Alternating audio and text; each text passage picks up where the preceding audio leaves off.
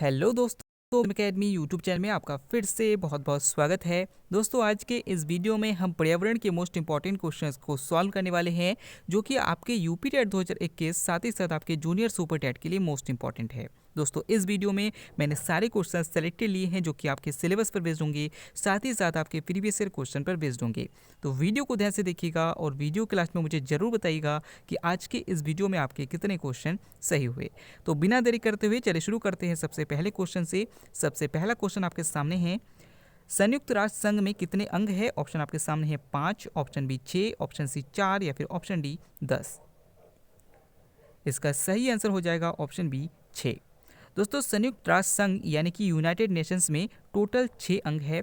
इसकी स्थापना 24 अक्टूबर 1945 को अंतर्राष्ट्रीय शांति और सुरक्षा के उद्देश्य से की गई थी। अगर बात करें कि इसमें 6 अंग जो है वो कौन कौन से हैं, तो याद रखिएगा, सबसे पहले है महासभा, फिर मिलेगा आपको अंतर्राष्ट्रीय न्यायालय, फिर मिलेगा सुरक्षा परिषद, फिर मिलेगा आर्थिक एवं सुरक्षा परिषद, आपको मिलेगा क्या सचिवालय, और सबसे लास्ट में मिलेगा आपको न्यास परिषद। तो टोटल 6 अंग हैं संयुक्त राष्ट्र संघ के, याद रखिएगा, इंपॉर्टेंट है। अगला क्वेश्चन आपके सामने है, निम्न में से कौन सुमेलित नहीं है? ऑप्शन आपके सामने है, चेचक के टीका Edward Jenner, penicillin Alexander Fleming, किण्वन लुई पास्चर या फिर ऑप्शन डी रूथिर वर्ग विलियम हार्वे। आपको बताना है कि इसमें किसकी खोज किसने की थी। इसका जो मेल है वो सही नहीं है। इसका सही आंसर हो जाएगा ऑप्शन डी रूधिर वर्ग विलियम हार्वे। दोस्तों, चेचक के टीके की खोज एडवर्ड जेनर ने की थी, ये बिल्कुल सही है। पेनिसिलिन की खोज अलेक्जेंडर फ्लेमिंग ने की थी, ये भी बिल्कुल सही है। कुंडवन की खोज लुई पास्चर ने की थी, ये भी बिल्कुल सही है। लेकिन रुधिर वर्ग की खोज विलियम हार्वे ने नहीं की थी, बल्कि कार्ल लैंड स्टीनर ने की थी। विलियम हार्वे ने रुधिर परिसंचरण तंत्र की खोज की थी। याद रखिएगा, अगर आपसे पूछा जाता है रुधिर परिसंचरण तंत्र की खोज किसने की थी, तो विलियम हार्वे ने की थी। और अगर आपसे पूछा जाता है रुधिर वर्ग यानी कि ब्लड ग्रुप की खोज किसने की थी, तो याद रखिएगा कार्ल लैंड स्टीनर ने की थी। यानी कि ऑप्शन डी यहाँ पर सही हो जाएगा, ये सुमेलित नहीं है। अगला क्वेश्चन आपके सामने है, सजीव और निर्जीव के बीच की कड़ी किसे कहा जाता है? ऑप्शन आपके सामने है, euglena, option B archaeopteryx, option C विषाणु या फिर ऑप्शन डी जीवाणु। इसका सही आंसर हो जाएगा ऑप्शन सी विषाणु। दोस्तों, सजीव और निर्जीव के बीच की कड़ी जो है वो विषाणु को कहा जाता है। अगर हम बात करें जंतु और पादप के बीच की कड़ी किसे कहते हैं, तो यूग्लिना को कहा जाता है। याद रखिएगा, जंतु और पादप के बीच की कड़ी यूग्लिना को कहा जाता है। और अगर आपसे पूछा जाता है पक्षी और सरीसृप के बीच की कड़ी किसे कहा जाता है, तो ऑर्कियोप्टेरिक्स को कहा जाता है। अगर आपसे पूछा जाता है कि यहाँ पर जो ये जीवाणु है, जीवाणु की खोज किसने की थी, तो याद रखिएगा, इसकी खोज एंटोनी वान लुएनहॉक ने की थी और विषाणु की खोज इवानोव्स्की ने की थी। ये सारे क्वेश्चन इंपॉर्टेंट है, याद रखिएगा। अगला क्वेश्चन आपके सामने है, कर्क रेखा भारत के कितने राज्यों से होकर जाती है? ऑप्शन आपके सामने है 4, ऑप्शन बी 5, ऑप्शन सी 7 या फिर ऑप्शन डी 8। इसका सही आंसर हो जाएगा ऑप्शन डी 8।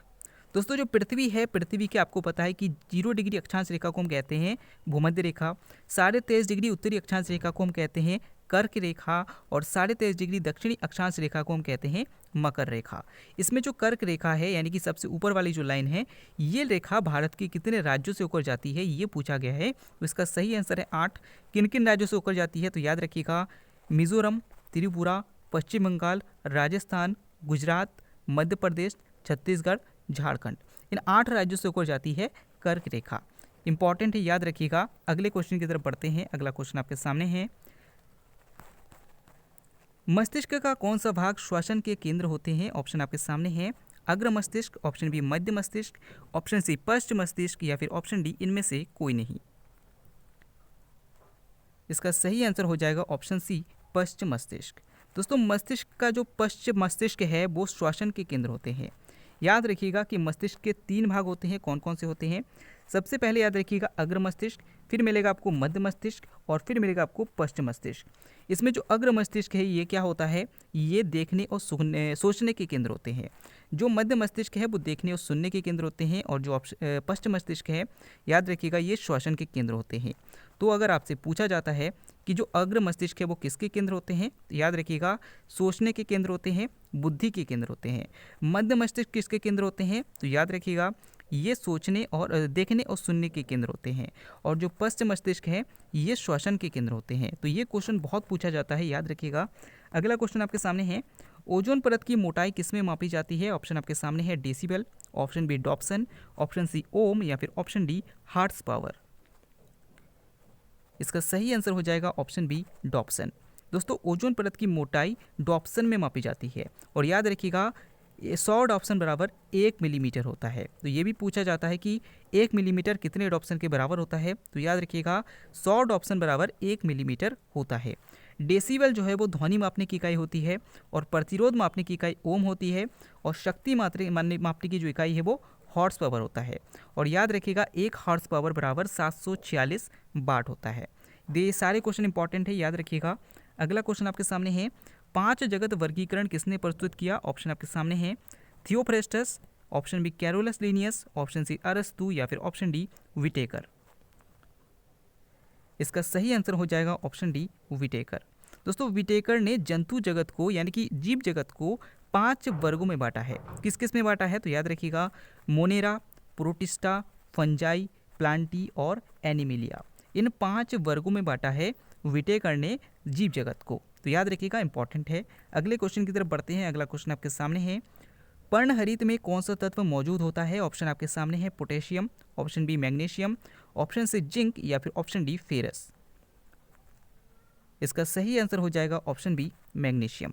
दोस्तों पर्णहरित में यानी कि जो क्लोरोफिल होता है उसमें मैग्नीशियम उपस्थित होता है, और याद रखिएगा कि लोहे में जो जंग लगती है उसको रोकने के लिए जिंक का यूज़ किया जाता है लोहे में। और याद रखिएगा कि पौधों में जो वाष्पोत्सर्जन की क्रिया होती है तो उसमें पोटेशियम का बहुत बड़ा योगदान होता है। तो ये सारे क्वेश्चन भी पूछे जाते हैं, याद रखिएगा। अगला क्वेश्चन आपके सामने है, पृथ्वी पर उपसौर की स्थिति कब होती है? ऑप्शन आपके सामने है अक्टूबर, ऑप्शन बी जुलाई, ऑप्शन सी सितंबर में, या फिर ऑप्शन डी जनवरी में। इसका सही आंसर हो जाएगा ऑप्शन डी जनवरी में। दोस्तों पृथ्वी में उपसौर की स्थिति जो होती है वो 3 जनवरी को होती है। पहले समझ लेते हैं कि भाई उपसौर और अपसौर होता क्या है। दोस्तों अगर हम देखें कि भाई जो सूर्य है, सूर्य सबसे केंद्र में है, फिर आपके इसके चारों ओर 8 ग्रह मिलेंगे, बुध, शुक्र, पृथ्वी, मंगल, बृहस्पति, शनि, अरुण। अगर हम इसको आसान भाषा में समझे तो मान लीजिए ये सूर्य है। आपको पता है कि सूर्य के चारों ओर पृथ्वी जो है वो दीर्घ वृत्ताकार कक्ष में चक्कर लगाती है, यानी कि इसके चारों ओर कभी इसकी दूरी अधिकतम होती है और कभी इसकी दूरी न्यूनतम होती है। जो न्यूनतम दूरी होती है उसे हम उपसौर कहते हैं, और ये होती है 3 जनवरी को, और जो अधिकतम दूरी होती है उसे हम अपसौर कहते हैं, और ये घटना होती है 4 जुलाई को। तो याद रखिएगा उपसौर और अपसौर में क्या अंतर है, समझ के याद रखिएगा, कभी नहीं भूलेंगे। तो यहाँ पे पूछा गया है उपसौर की स्थिति कब होती है, तो 3 जनवरी को होती है, यानी कि ऑप्शन डी यहाँ पर सही हो जाएगा जनवरी। अगला क्वेश्चन देखते हैं। अगला क्वेश्चन है, पित्त मनुष्य के शरीर में कहाँ स्त्रावित होता है? ऑप्शन आपके सामने है मुंह में, ऑप्शन बी यकृत में, ऑप्शन सी आमाशय में, या फिर ऑप्शन डी पित्ताशय में। इसका सही आंसर हो जाएगा ऑप्शन बी यकृत में। दोस्तों मनुष्य में जो पित्त है वो उसका निर्माण यकृत में होता है, और इसका जो स्टोर होता है यानी कि जो जमा होता है वो पित्ताशय में होता है। तो इसीलिए क्वेश्चन कंफ्यूज करने के लिए आपसे पूछा जाता है। अगर आपसे पूछा जाता है मनुष्य का पाचन कहाँ से शुरू होता है, तो याद रखिएगा मुख से ही स्टार्ट हो जाता है। अगले क्वेश्चन की तरफ बढ़ते हैं। अगला क्वेश्चन है, मानव शरीर में भोजन के पाचन के संदर्भ में लाइपेज का स्त्राव कहाँ से होता है? ऑप्शन आपके सामने है आमाशय से, ऑप्शन बी यकृत से, ऑप्शन सी अग्न्याशय से, या फिर ऑप्शन डी बृहदांत्र से। इसका सही आंसर हो जाएगा ऑप्शन सी अग्न्याशय से। दोस्तों मानव शरीर में जो पाचन है उसमें जो लाइपेज का स्त्राव होता है यानी कि जो वो निकलता है वो अग्न्याशय से निकलता है। अगर हम बात करें अग्न्याशय के बारे में तो याद रखिएगा इसमें से 3 से 4 एंजाइम्स निकलते हैं। कौन कौन से? ट्रिप्सिन, काइमोट्रिप्सिन, एमाइलेज, लाइपेज, ये सारे एंजाइम्स इसमें से निकलते हैं। तो याद रखिएगा इसमें जो प्रोटीन है, प्रोटीन को पचाने का काम कौन करता है? ट्रिप्सिन करता है। कार्बोहाइड्रेट को पचाने का काम कौन करता है? वो एमाइलेज करता है। और फैट यानी कि वसा को पचाने का काम करता है तो याद रखिएगा लाइपेज करता है। तो अगर आपसे पूछा जाता है कि वसा का पाचन कौन करता है तो लाइपेज करता है। और इसका स्त्राव कहाँ से होता है? तो अग्न्याशय से होता है। अगले क्वेश्चन की तरफ बढ़ते हैं। अगला क्वेश्चन आपके सामने है, भारत का सबसे ऊंचा जलप्रपात जो किस राज्य में स्थित है? ऑप्शन आपके सामने है उत्तर प्रदेश, ऑप्शन बी पश्चिम बंगाल, ऑप्शन सी कर्नाटक, या फिर ऑप्शन डी महाराष्ट्र। इसका सही आंसर हो जाएगा ऑप्शन सी कर्नाटक। दोस्तों भारत का सबसे ऊंचा जलप्रपात जोग कर्नाटक में है। और अगर आपसे पूछा जाता है किस नदी पर है, तो शरावती नदी पर है, याद रखिएगा, इंपॉर्टेंट है। अगला क्वेश्चन है, निम्न में से किस नदी को दक्षिण गंगा कहा जाता है? ऑप्शन आपके सामने है, Godavari, option B Krishna, option C Tapi, या फिर ऑप्शन डी साबरमती। इसका सही आंसर हो जाएगा ऑप्शन ए, गोदावरी।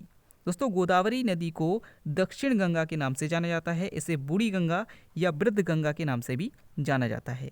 लेकिन अगर आपसे पूछा जाता है दक्षिण भारत की गंगा किसे कहा जाता है, तो कावेरी क्यों कहा जाता है? आपके सामने दक्षिण के आगे की लगा देगा और पूछेगा किसे कहा जाता है, तो कावेरी को कहा जाता है। लेकिन अगर खाली दक्षिण गंगा पूछा जाता है तो गोदावरी हो जाएगा।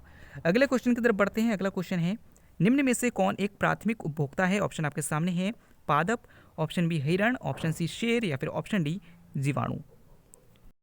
इसका सही आंसर हो जाएगा ऑप्शन बी, हिरण। दोस्तों, अगर हम बात करें प्राथमिक उपभोक्ता के बारे में, तो आपको पता है एक होता है उत्पादक और एक होता है उपभोक्ता। तो उत्पादक वो होते हैं जो अपना भोजन स्वयं बनाते हैं। तो यहाँ पे जो पादप है यानी कि जो पौधे होते हैं वो अपना भोजन स्वयं बनाते हैं, और इन पादप को जो खाते हैं यानी कि स्वपोषी को या फिर उत्पादक को जो खाते हैं उन्हें हम प्राथमिक उपभोक्ता कहते हैं। तो यानी कि हिरण जो है वो घास को खाता है, पादप को खाता है, इसलिए हम हिरण को प्राथमिक उपभोक्ता कह सकते हैं। ठीक है ना? तो इसका सही आंसर हो जाएगा ऑप्शन बी, हिरण। अगला क्वेश्चन आपके सामने है, निम्न रेगिस्तानों में के उनके स्थानों के अनुसार सही ढंग से जोड़े बनाइए। यानी कि आपको बताना है कि कौन सा रेगिस्तान कहाँ पर है।